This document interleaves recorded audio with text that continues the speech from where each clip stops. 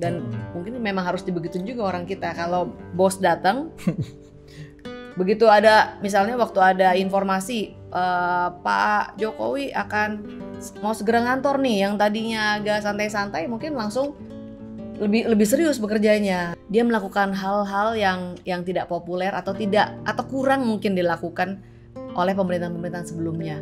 Dia bangun jalan-jalan di desa, bahkan di Papua aja, Trans Papua itu panjangnya 4 kali lipat dari Jakarta sampai Surabaya. Melihat ini sudah mau selesai, atau mungkin perbedaan pilihan dalam Pilpres kemarin sehingga punya kekecewaan yang ya kita maklumin aja. Kak, kita nggak pernah membangun sesuatu yang baru dari from scratch, dari nol yang kita bangun sendiri, kan kebanyakan peninggalan. Jadi sesuatu yang baru itu ya mungkin menakutkan, orang lebih nyaman dengan Indonesia ternyata bisa, keren dan sebagainya, barulah kita bisa punya kebanggaan. Orang lain udah ngomong bagus, biasanya kita baru bisa, oh ya bagus ya emang ternyata.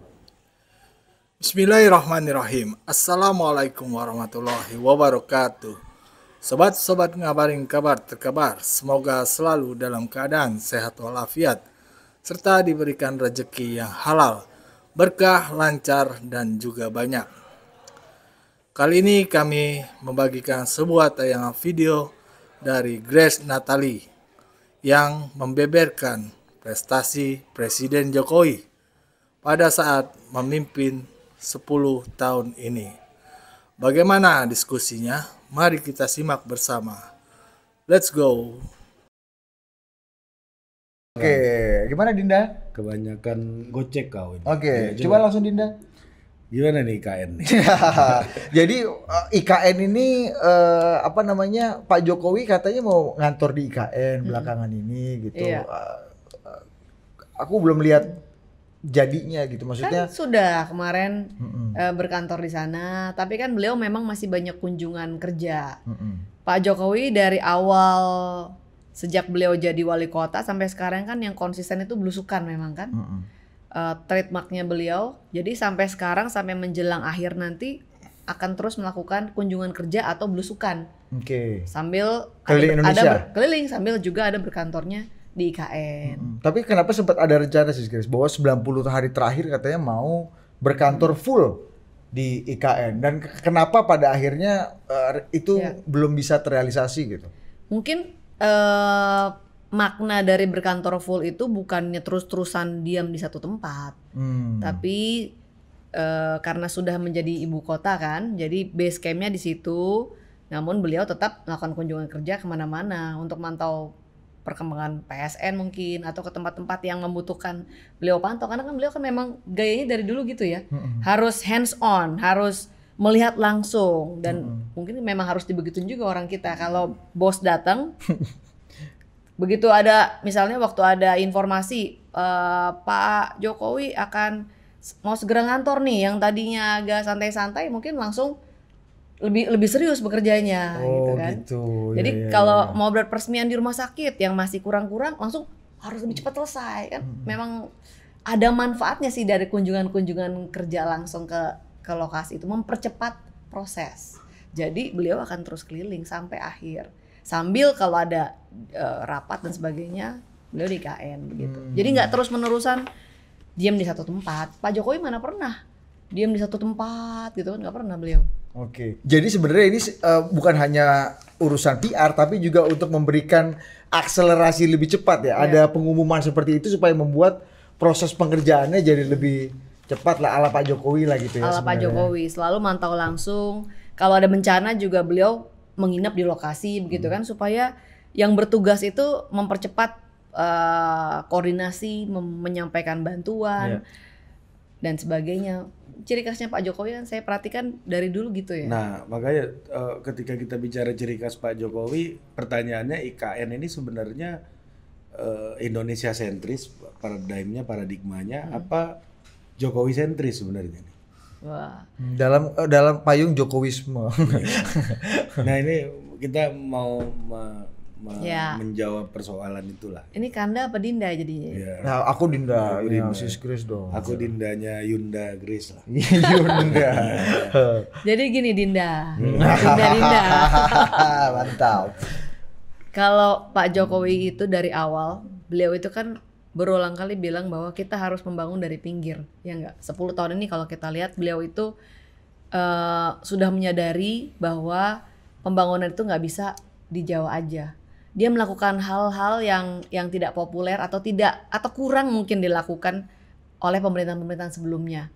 Dia bangun jalan-jalan di desa, bahkan di Papua aja, Trans Papua itu panjangnya 4 kali lipat dari Jakarta sampai Surabaya. Di saat orang-orang kalau mau ngitung nilai ekonominya, kapan nih pulangnya modal begitu kan?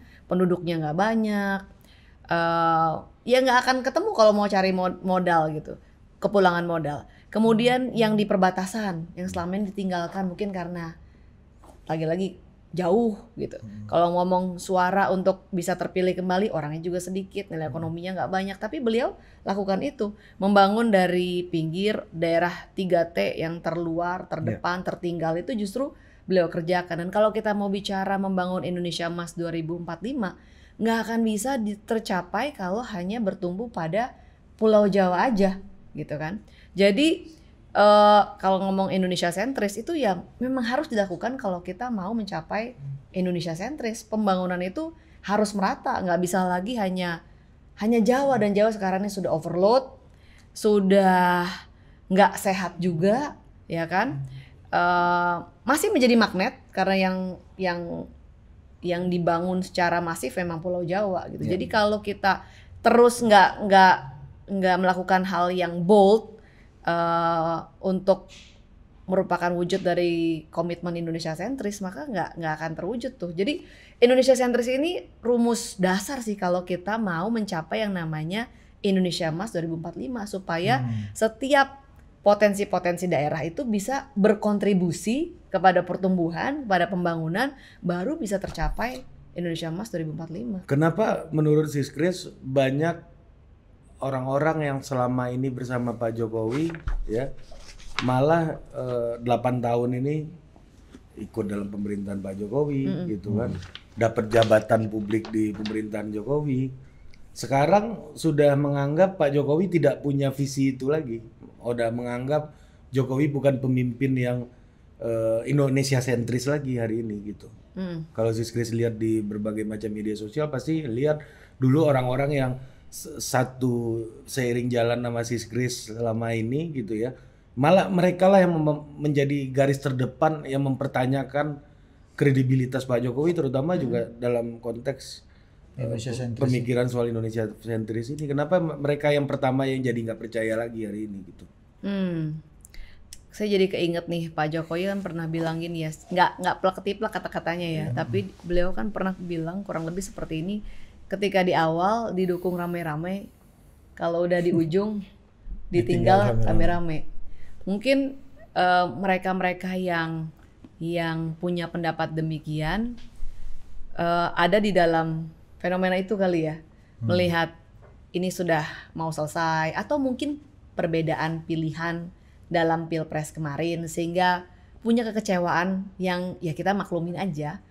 Dan Pak Jokowi juga nggak pernah balik kecewa kok ke mereka. Bagi Pak Jokowi mau kecewa atau tetap mendukung sampai akhir, tetap masyarakatnya beliau juga. Tapi yang kita lihat real nyatanya bahwa hari ini penyumbang pertumbuhan ekonomi tertinggi kan udah nggak dari Jawa lagi, ya kan? Maluku misalnya udah catching up gitu. Kalimantan Timur sejak IKN mulai bergeliat, pertumbuhan ekonominya signifikan gitu. Jadi memang kita ini, IKN ini dibutuhkan untuk menyelesaikan masalah yang saat ini kita miliki. Masalah saat ini apa sih? Masalah saat ini adalah Jawa itu udah overload banget. Bahkan Jakarta, apalagi Jakarta Utara, tempat saya tinggal, itu adalah yang paling besar penurunan tanahnya setahun bisa 10 cm. Jadi mau nggak mau, kita memang harus memikirkan alternatif lain untuk tinggal, untuk dikembangkan selain dari Pulau Jawa. Kedua, ada bikin giant sea wall kalau kata Ridwan Kamil kan. Oh iya, giant sea wall juga bisa. Tapi gimana caranya kita mengatasi misalnya dalam ke depan soal pangan, soal polusi, soal energi? Ya IKN selain posisinya di tengah, dia juga akan menjadi sampel atau model kota in the future yang akan green, forest city, smart forest city, di mana di situ 70%-nya masih hijau, kebutuhan energi ada di sana, pangan di sana dengan budidayanya,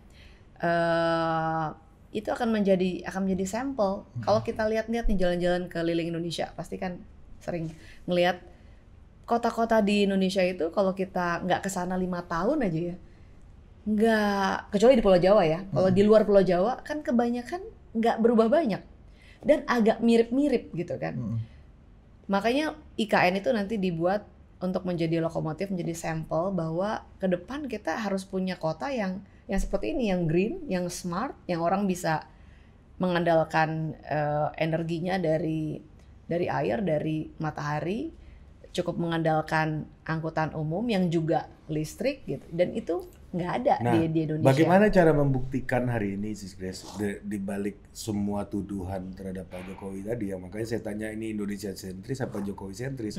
Karena banyak tuduhannya, serangannya adalah proyek IKN ini ambisinya Jokowi, kepentingannya Jokowi. Ini yang banyak di media sosial juga kita lihat Prabowo dipaksakan untuk melanjutkan IKN ini, dan tentunya Prabowo nggak mau gitu. Banyak narasi-narasi macam itu karena ini adalah ambisi Jokowi semata gitu. Monumennya Pak Jokowi lah ya. Ini gimana Sis Grace memandang pandangan semacam itu? Mungkin waktu yang akan menjawab ya. Sama lah ketika orang dulu bilang bangun jalan itu buat siapa sih? Bangun kereta buat siapa, begitu kan? Selalu ada narasi kayak gitu karena kita memang nggak pernah. Dari sejak Indonesia merdeka, kita nggak pernah membangun sesuatu yang baru dari from scratch, dari nol yang kita bangun sendiri, kan kebanyakan peninggalan.